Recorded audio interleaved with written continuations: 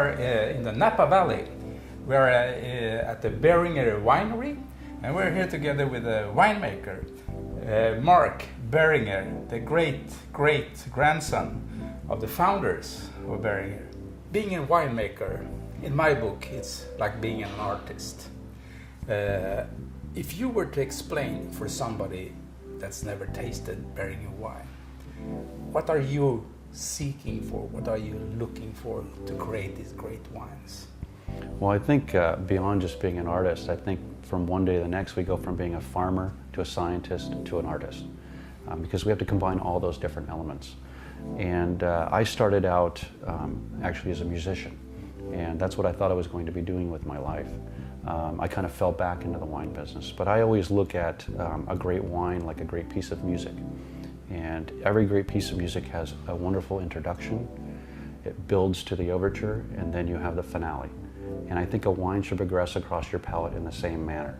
When it's introduced to you, it should give you some sort of nice impact and introduction, but not unveil everything that's going to come behind it. And then it should build and build and build to something that's going to continue across your palate. And then at the end, you have that finish, the finale, that lingers and stays around. And so I look at it as that progression across your palate and being kind of more spherical than angular when it comes through. Tell me a little bit about the story about the Beringer Vineyards. Sure. Beringer Winery was founded by two German immigrant brothers, Jacob and Frederick Beringer. They came over from Mainz, Germany in the 1860s and finally made their way out west in the 1870s to found this winery in 1876. What is so special about the Napa Valley and the terroir and the climate around here? Why is it so good for winemaking? Well, it has a lot of amazing elements. For one thing, it has great variability. We have roughly 3/4 of the known soil series exist here in the Napa Valley because we have volcanic on one side and we have sedimentary on the other side, and those commingle in many different places to create a variety of soils. On top of that, we have a unique climate. We have the effect of the Bay Area from the San Francisco Bay. That water influences the south part of the valley, and then as we move north away from the water, it gets even warmer. But we have the fog effect. Many people who have visited or know of San Francisco, it's famous for its fog. Well, that fog is very, very influential in how the grapes grow here in the valley. As that fog moves in and out of the Napa Valley, it creates all kinds of different climatic effects. Napa wines have gone from being in the middle of the road when it comes to the quality of wine, and now is one of the premium places for making great wine. What happened? Well, I think much of the valley was founded by German and Italian immigrants way back in the mid-1800s, and they brought with them the varieties that they knew best, the ones that were native to their country. So many of the plantings here early on were French Colombard, things like Barbera. We saw a lot of Petit Syrah being planted here. And over time, the French varietals, the noble varietals, started to make their way in. And as those got to be planted and they started to see the quality of the wines that were produced from those, the quality continued to escalate, and it came up and up and up, and now you'll see that the majority of this valley is all French varieties with very few others. The Beringer Vineyards is one of the oldest continuously producing wineries in Napa Valley, as I understand. And I can see some really old buildings here. Is it possible to come here and visit you here? Absolutely. Beringer Vineyards is probably one of the most visited wineries in all of the Napa Valley. In fact, it was the very first winery in Napa Valley to open its doors to tours and tasting. It was something that was started here. So it's very much a part of our tradition. You can come see our historical winery, which is the original Gravity Flow winery built in 1876. You can also come see the Rhine House, which is where we're sitting right now, which was Frederick Beringer's mansion and home, and it was built in 1883, and is still very much in its original form. As I understand, Beringer estates are different vineyards in different places in the valley? Correct.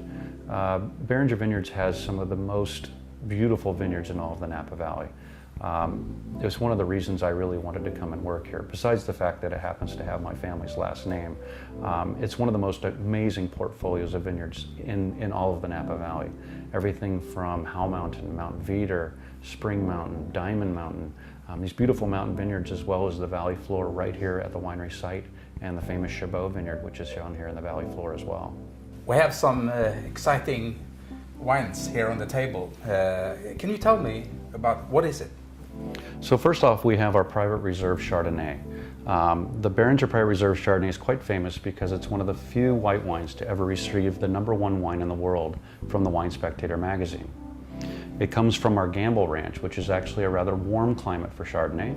It's in the Oakville appellation, and it creates a Chardonnay with a style that's very tropical. It has a lot of pineapple, Meyer lemon, and it has a really nice viscosity from the barrel aging and surly contact, as well as a full malolactic fermentation to give it a nice essence of butter in there as well.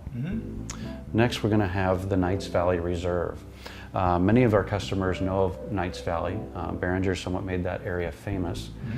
It's an area just to the north of the Napa Valley, and it creates some stunning Cabernets. But in recent years, we've taken a few of those lots, taken them separately and given them that special treatment to make them reserve quality. And that's what we've brought in the Knights Valley Reserve. Next, we have our Beringer Distinctions Cabernet Sauvignon. This is a very new release for us. It's a very bold and rich form of Cabernet Sauvignon, and it's just being released into the market just now, so we're very excited about that. Next is the Quantum. That is our red blend. It's actually primarily blended from the Bordeaux varieties, Cabernet Sauvignon, Cabernet Franc, Petit Verdot, Malbec, but then there's also about 5% Petit Syrah in there. And that gives it a nice richness and rounder mouthfeel than the normal Bordeaux varieties have, kind of fills in the gaps and makes it a very rich chocolatey form of Cabernet, or of a red blend. Then we have our big hitter. That's our flagship wine, is the Private Reserve Cabernet Sauvignon. It's been made famous by the great Ed Sobragia, who started the extension back in the in 1977. And it's also a wine that has received the #1 wine in the world from the Wine Spectator. It's one of the most award-winning wines of all of Napa Valley. If you look into the future, creating the next Beringer wine, what would you look for? Where will you find your inspiration for that? Well, I certainly find my inspiration from the past. There's been a great tradition of winemaking here. I'm only the 8th winemaker to actually be the chief winemaker here at Beringer in 141 years now. So the first thing to do is look backwards and see what's been achieved and have great respect for that. And then take all of that I've learned and look at what's going forward and try to build on that.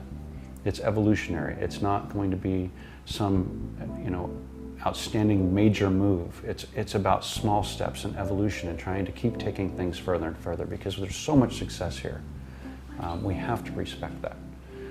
But looking at innovation from the past, looking at using wood that's a traditional product into a more modern, contemporary way, looking at different innovation and research of what's available to us today that wasn't available in the past. And we are looking to create a wine that's going to be my signature wine at some day in the future. It's still in the development phase, but you can look forward to somewhere down the road that there will be a new wine coming out from Beringer that will possibly have my name on it. If you were to give a young person that wants to become a winemaker an advice, what would that be? I would say just make sure it is truly your passion. Just like any career, make sure it's absolutely what you want to do, because it's an exciting profession that involves both agriculture, science, and art, and can be very, very rewarding.